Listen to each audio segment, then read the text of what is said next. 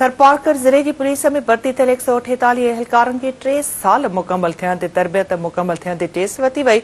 तफ़सील लाइ ॾिसूं था जावेद वज़ीर जी रिपोर्ट।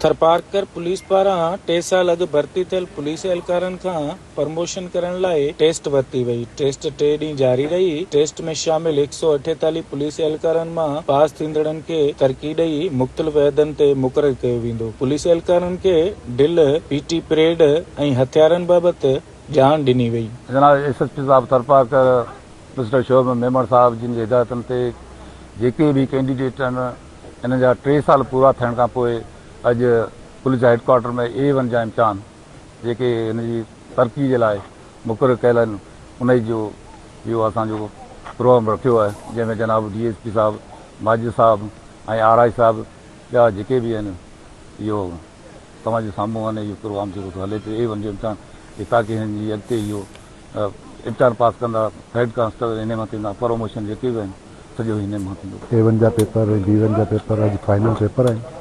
प्लस में जी मस्कट्री आहे ऐं जेको आहे ड्रिल आहे, इहे सभु असां जेको आहे हिनखे कराईंदासीं ऐं जेका हिन फेल पास थींदा उन्हनि जेको आहे रिज़ल्ट बाद में ट्रेनिंग में मस्कट्री आहे, जेको आहे ड्रिल आहे ऐं मुख़्तलिफ़ जेका बि आहिनि परेड आहे, जेको टर्न आउट जेको बि आहे उनते कयो। जावेद वज़ीर, सिंध TV न्यूज़, मिठी, थरपारकर।